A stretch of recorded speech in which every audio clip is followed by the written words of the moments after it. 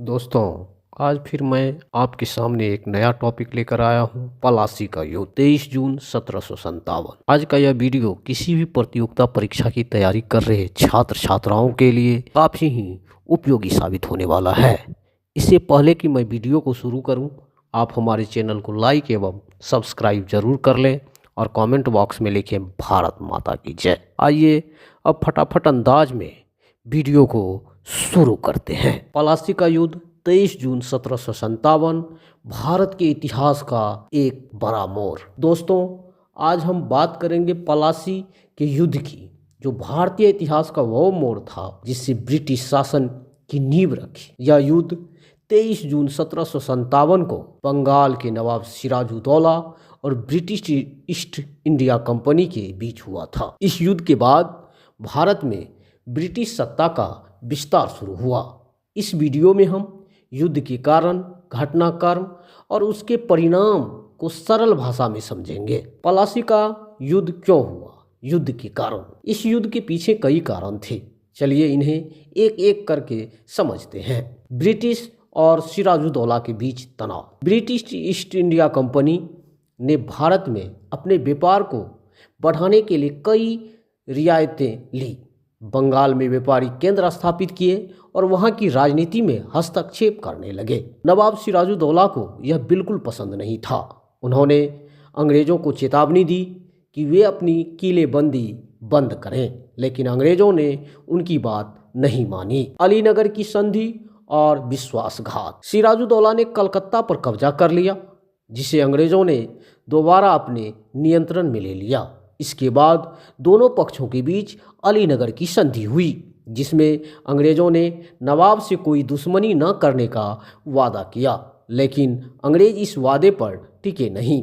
अंदरूनी साजिशों और गद्दारी। सिराजुद्दौला के अपने लोग जैसे मीर जाफर, जो उसके सेना के सेनापति थे, जगत सेठ, एक बड़े बैंकर, और राय दुर्लभ, अंग्रेज़ों के साथ मिलकर साजिश रच दी। इन सब की गद्देदारी ने युद्ध के परिणाम को पहले ही तय कर दिया।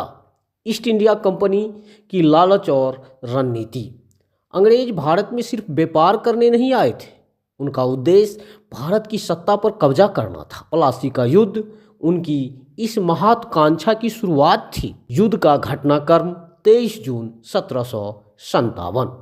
अब बात करते हैं उस दिन क्या हुआ जब यह ऐतिहासिक युद्ध लड़ा गया। युद्ध का स्थान और तैयारी। पलासी का युद्ध बंगाल में हुगली नदी के किनारे पलासी नामक स्थान पर लड़ा गया।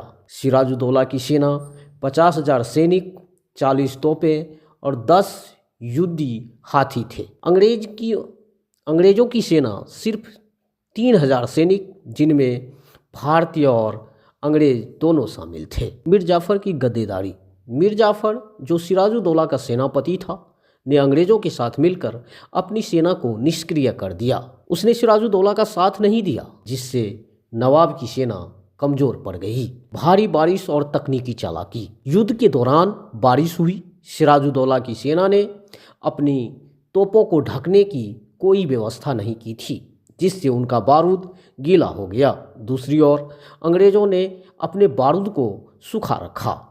इस तकनीकी लाभ ने अंग्रेजों को जीत दिलाई।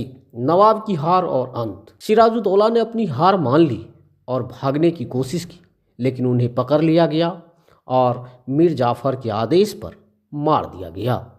युद्ध के परिणाम। पलासी के बाद का भारत। पलासी के युद्ध का परिणाम केवल सिराजुद्दौला की हार नहीं था, बल्कि यह पूरे भारत के इतिहास को बदलने वाला था। ब्रिटिश सत्ता की शुरुआत। अंग्रेजों ने मीर जाफर को बंगाल का नवाब बनाया, लेकिन असली ताकत उनके हाथ में थी। मीर जाफर सिर्फ नाम का नवाब था। आर्थिक शोषण। अंग्रेजों ने बंगाल के खजाने को लूटा और अपनी संपत्ति बढ़ाई। बंगाल की अर्थव्यवस्था कमजोर हो गई। भारत में ब्रिटिश शासन की नींव। इस जीत के बाद अंग्रेजों ने धीरे धीरे पूरे भारत में अपनी पकड़ बनानी शुरू की। उन्होंने भारतीय राजाओं को आपस में लड़ाया और अपनी ताकत बढ़ाई। सामाजिक और राजनीतिक बदलाव। बंगाल के किसानों और व्यापारियों को बहुत नुकसान हुआ। अंग्रेजों ने उनकी जमीन और संसाधनों का शोषण किया। पलासी के युद्ध का ऐतिहासिक महत्व। दोस्तों, यह युद्ध केवल एक सैन्य संघर्ष नहीं था, या भारतीय उपमहाद्वीप में ब्रिटिश साम्राज्य की शुरुआत थी। अगर मीर जाफर गद्दारी नहीं की होती तो शायद भारत का इतिहास कुछ और होता। इस युद्ध से हमें यह सीखने को मिलता है कि एकता और स्वदेशी नेतृत्व कितना जरूरी है। आपके लिए सोचने का सवाल दोस्तों, क्या आपको लगता है कि अगर भारतीय राजा आपस में मिलकर अंग्रेजों का सामना करते तो क्या भारत पर कभी अंग्रेजों का शासन होता? अपने विचार हमें कमेंट बॉक्स में ज़रूर बताएं। अगर आपको यह जानकारी पसंद आई हो तो इस चैनल को सब्सक्राइब करें और वीडियो को लाइक करना ना भूलें। धन्यवाद। जय हिंद।